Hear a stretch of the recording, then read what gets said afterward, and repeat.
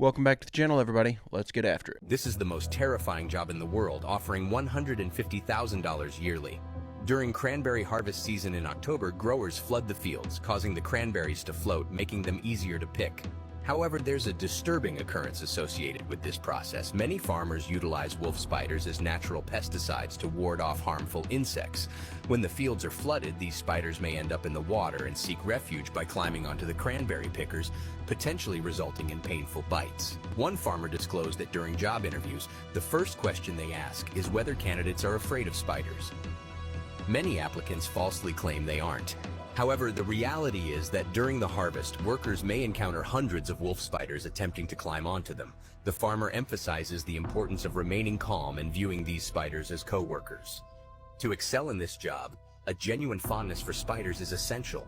Otherwise, they'll leave the job once they encounter one. Would you be brave enough to take on this challenging role for $150,000?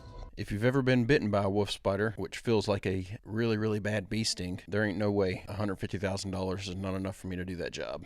I don't want those things climbing all over me. People all across America are boycotting Tyson Foods after they have closed down a plant in Middle America and are now offering those jobs to illegal immigrants. Tyson Foods has laid off 1,200 people in Iowa when the town only has 8,000 people. So almost a fourth of the entire population of this town worked at Tyson Foods and now have been laid off. And now in New York, Tyson is offering those same jobs they just shut down in Iowa to illegal immigrants in New York. Tyson Food has been found out to be tracking illegal immigrants in a massive database, and if they like that person, they're going to hire them. They've also even created a job fair specifically for illegal immigrants in New York. And they're even offering the new illegal employees not only health insurance, but also lawyers to help them become citizens in America. And with people boycotting Tyson, they're saying that Tyson is specifically laying off people in America, in Iowa, and giving those jobs to illegal immigrants in New York. You guys let me know what you think about this down in the comments, because I just heard about this today. Sounds like a boycott I can get behind. No more Tyson Foods in this house.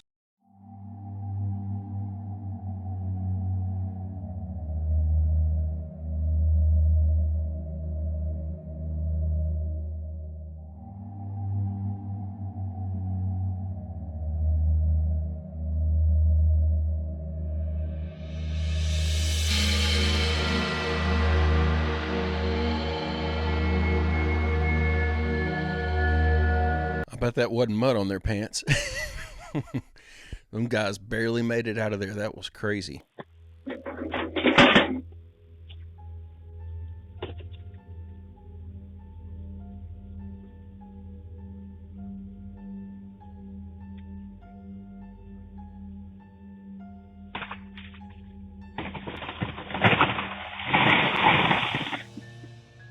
Wow. Yeah, that tree almost took her out. This makes me think of being a kid. My dad used to always give me these talks before I grew up on a farm, and I'd go out and play in the woods, and he would always go over things to take note of when you're in the woods, and one of them was to listen for cracking or winding sounding trees, because they could be about ready to fall over, and you don't want to be standing next to one when it goes. If it's anything I took from this interview, it was this. This was gold right here. I done already told you, I'm one of the richest people that ever lived. Yes. Only in the fact that when I wake up in the morning, no matter where I am, I don't need nothing. That's good. Whatever I need is right around me, and whatever I don't have, it's only just because I don't have it. It's not because I can't get it. All I gotta do is want it, and it belongs to me. So because of that, because I'm favored by God, like when I see people's wives and stuff, I don't even look at them. You know what I mean? Like, I don't want to look at nothing I don't want to have. What? Because I know how blessed I am. If I look at it, I got it. Yeah! That man knows something. I don't even look at things I don't want, because if I look at it, I'll have it. That's how favored I am by God. Be careful what you're looking at. That's a powerful perspective right there. I really like that. I don't even want to look at something that I don't want because I know I'll get it. That's the truest form of speaking things into existence, of living your desired outcome. It's a good example of what that looks like. Hey, if you're enjoying this video and you like this kind of content, I make a new one just like it every single day. It would be awesome if you'd hit that subscribe button and come back tomorrow to join me. A lot of near-death people, when they do return, are very changed. They understand now, they sort of have a goal of service. They see things very differently. They understand physical reality to be a projection of our consciousness. They're more prone to being helpful to other people, kind to other people, compassionate about people that are not like them, because they understand they're on a different journey. A near-death experience is almost like having a reset button, and many people have chosen to have that reset button at certain points in their life. And at the same time, it provides us with more information about the next phase of our lives, because death is not the end, it's a transition. And in fact, it's just a transition back to our natural state. So this is the unnatural state. This is the temporary experience. Many people associate the near-death experience with having gone home for a brief period of time. And therefore, that really is a glimpse into what awaits all of us when we wake up from this self-imposed physical dream. There is a very good podcast that just came out like a week or so ago.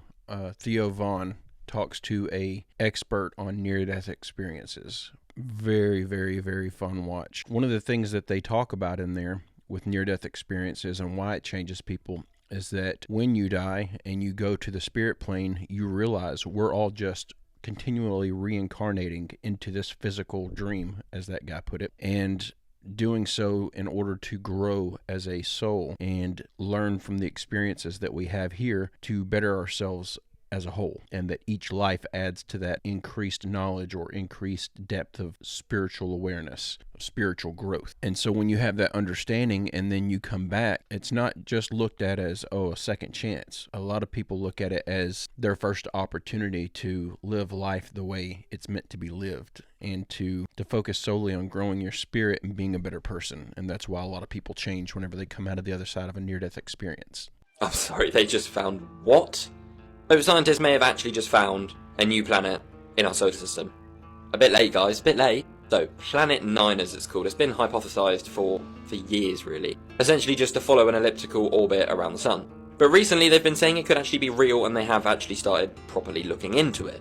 Now they've said that it could have a mass 10 times that of Earth, like, that's mad. And also apparently orbit the sun 20 times further than that of Neptune.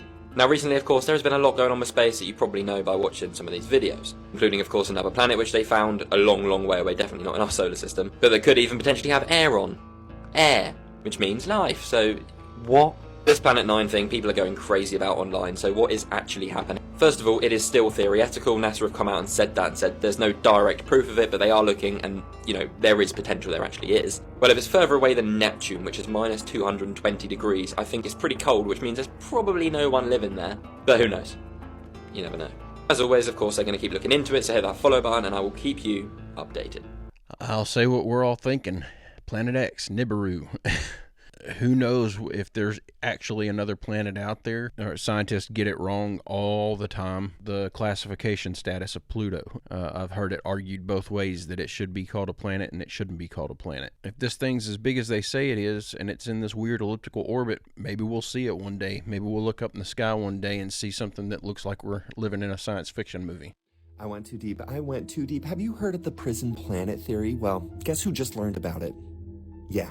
What's up, guys? We've been diving into the prison planet theory. You can watch all the videos on the playlist, but apparently even Bro Jogan was talking about this on his recent podcast. Because that's one of the weirdest arguments about the UFO thing, is that we are essentially containers of souls, and that what this planet is for these beings is they mine souls here, and that they develop souls here, and that all of our motivations for existing and all of our ego and all of our ambition is really just a way to carry that soul as a vessel, and that they then harvest. Well, I don't know. I don't understand what the argument is. Like, that what sounds are they like getting that out sounds of like it? what should have been the sequel to Matrix instead of what was. Right, that or would have been a better version. That's how artificial intelligence is created, that's how life is created. Much how like a bee creates a bee colony, they create a bee hive. Inside the hive, the queen lays the larva. Everyone knows how to do it, and they all do it that way. Maybe the soul being in this biological vehicle and given this intelligence and this desire to achieve and to pursue technological innovations and all these different things that human beings do allows them to get to the point where we're at right now. So my big problem with the prison planet theory is that, like, yes, I believe that we all have a soul or a spirit, and I do believe that it goes somewhere whenever we pass. But what is not only the purpose of them trying to collect our souls, but how would they even do that? How do you capture a soul, the essence of someone's spirit? This invisible, impossible to trace or track or pin down essence that leaves your body upon death. They have a means of collecting that? That doesn't make any sense. We are all dead. This conspiracy theory is going to absolutely mess you up. So if you're easily scared, please just keep on scrolling right now. Just go. You want to stick around? I mean, we're dead anyway. Now, before I start, I also need to mention this is a theory, but it is a bit scary. So let's start off with this. It is scientifically proven that when we die, our brain is still active for a while. In fact, there is around 7 or 8 minutes after death where your brain is essentially still conscious and going through a cycle. What happens in that cycle, though, is of course completely unknown. But one popular theory and belief is that your life flashes before your eyes. So you kind of relive your entire life in a split second, right? Think about it. At night, when you're dreaming,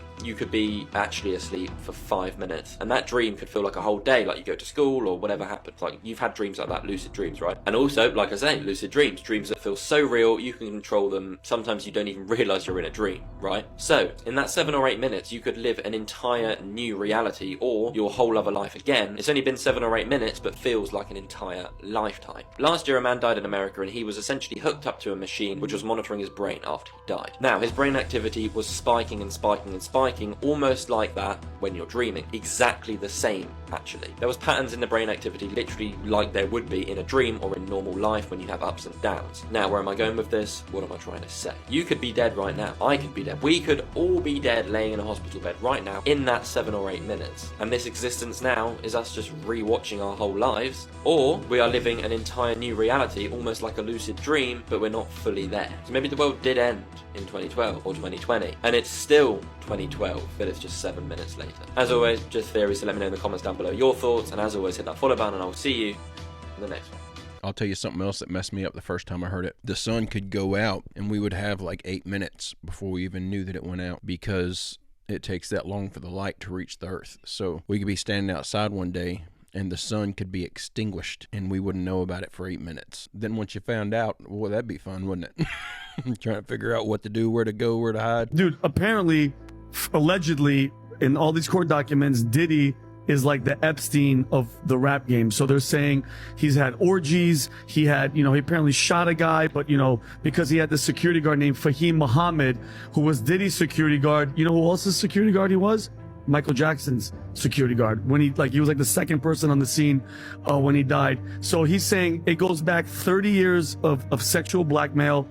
Usher, Meek Mill, Justin Bieber, all these people are inside of it. It's another one of those situations. It's going to be interesting to see where it goes. It's crazy growing up, hearing somebody like that on the radio constantly. They were this huge superstar, and then in later years, they've kind of fallen under the radar. They're not really famous anymore.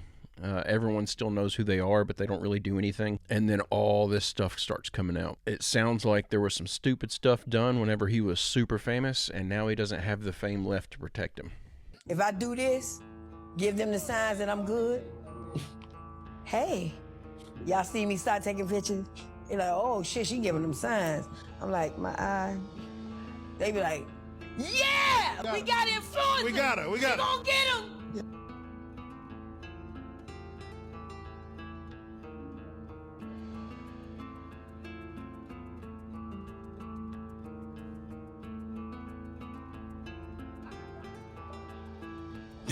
Just every now and then. Every now and then. Every now and just.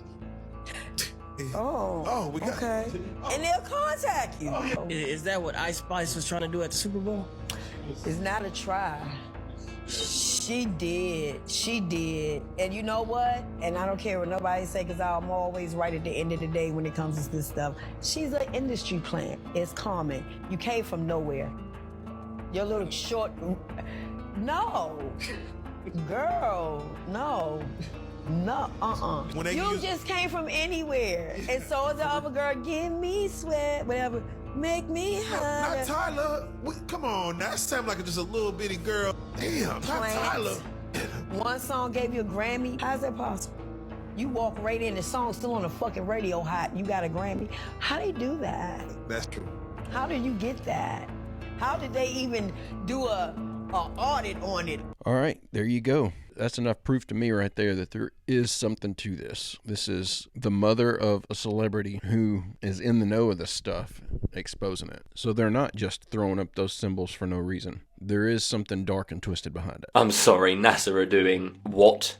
Nah, there is no way. NASA are landing on the sun. Ow! This is the year. This has been in talks at NASA for a long, long time, and this mission has been planned, as I say, for ages, but this is the year. On the 24th of December, so just before Christmas, 2024, NASA will land on the sun. So this spacecraft, which NASA have made, they are literally sending to land on the sun as in the closest mission to the sun ever to exist. Now, I know you're probably thinking, how many people are going to go? How the hell is this going to work? Well, obviously, I'm sure you'll be pleased to know no one is going, because if you went, you would get absolutely destroyed.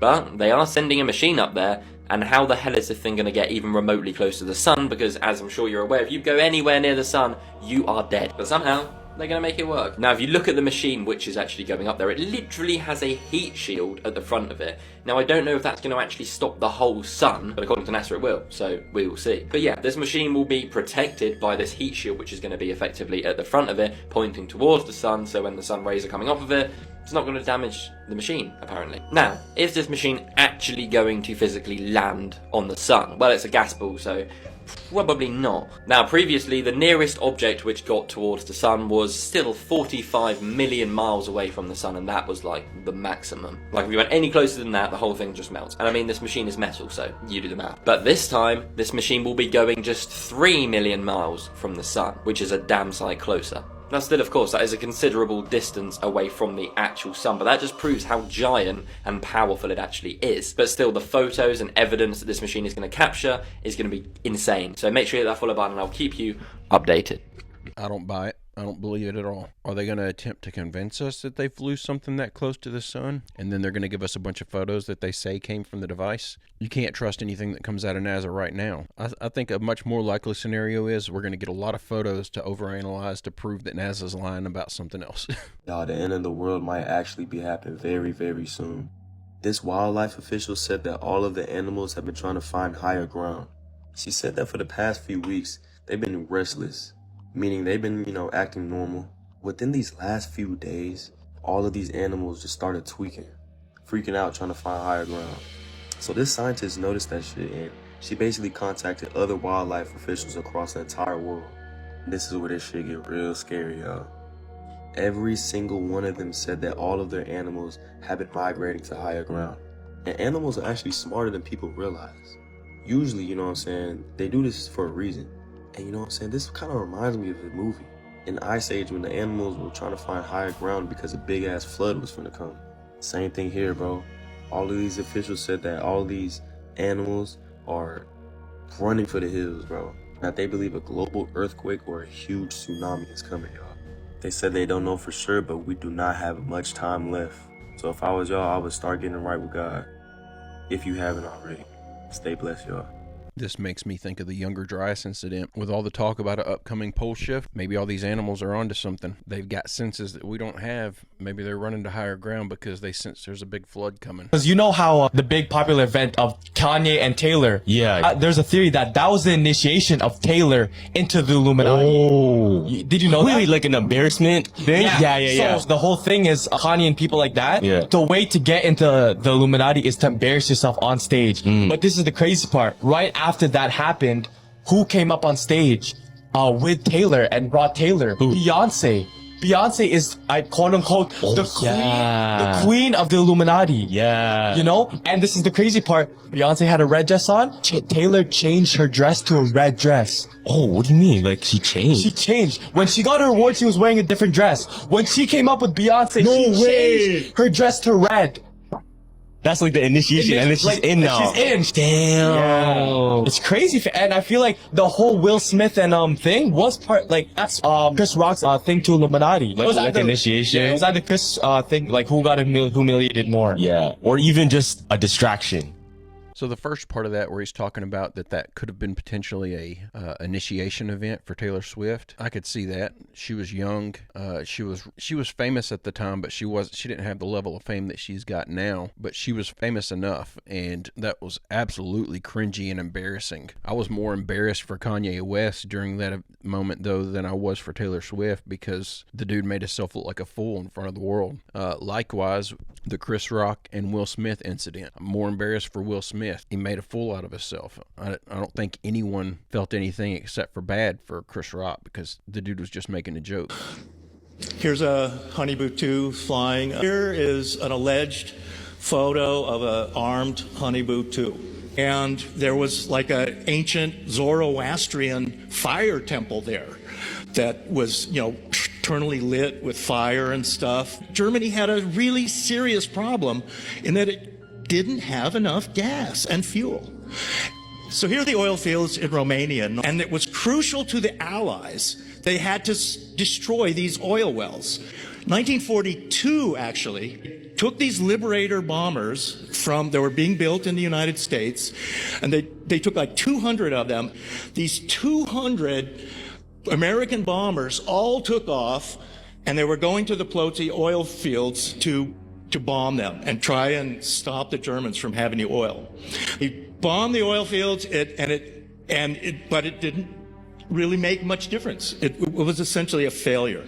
These bombing raids that they put all these photographers on the planes, and Hollywood now was part of the war, and so all these bombers had motion picture cameras and things like that. So here we are, they're bombing the oil fields. This was the largest bombing raid of all of World War II, and most people never even heard of it.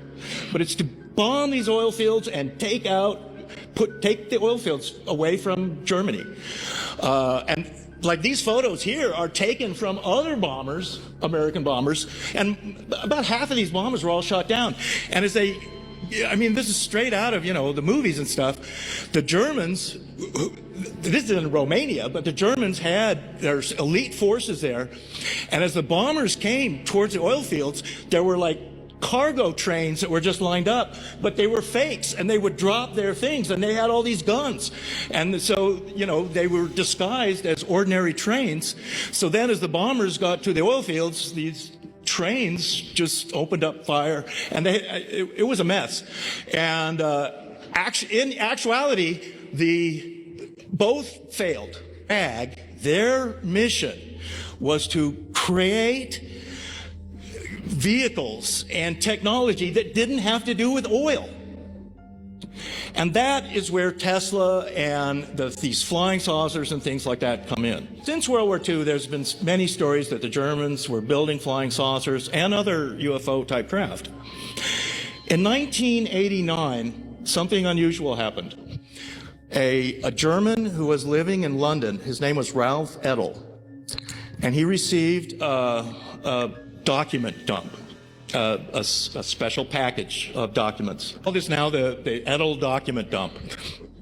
In this packet of documents were patents, plans, photographs, all about the alleged German saucer designs. So what I'm going to show you now is really from these documents. These are quite well known in Germany and Austria and throughout Europe. So one of the things the document said was that the Germans were developing a flying saucer called the Honeyboo. And the Honeyboo is short for Honeyberg device. They called him, in German, they call him a Gerät, a device. So the Honeyboo 1, this was the earliest one. Then they developed what was called the Honeyboo 2.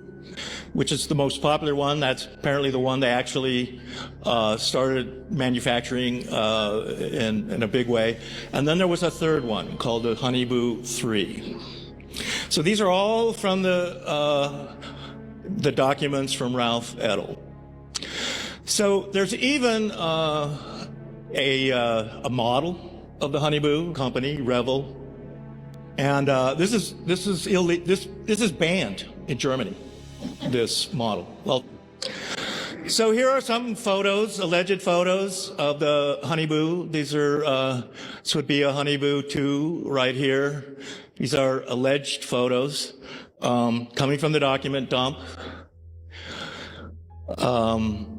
Here we go, Honeyboo with a blimp. Here's another Honeyboo 2 flying somewhere in Germany. This would have been in the late 30s or early 40s.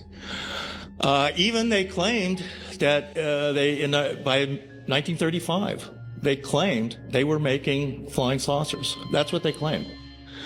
That looks pretty convincing. This is all new information to me. I've never heard of the Honeyboo. Definitely heard the rumors that Germans were trying to build some sort of an alien-looking UFO or craft, but I've always heard about it. I've never seen any actual evidence. So this is pretty fascinating to see this huge document dump that not only revealed this information, but revealed what it was called and all these drawings and photos of it and showing it in operation. But the most fascinating part is they had that technology back in the 30s and 40s. It's the classic UFO shape. It's probably 99% of everything that we've seen, if not 100% of everything we've seen in the sky that we couldn't identify, was man-made. And probably still is. So guys, I'm going to go ahead and end the video right there. I hope you enjoyed these clips we watched together today. I'll be back tomorrow with another video like always. I hope you come back to join me. I hope you have a great, safe, fantastic rest of your Sunday, and I will see you tomorrow.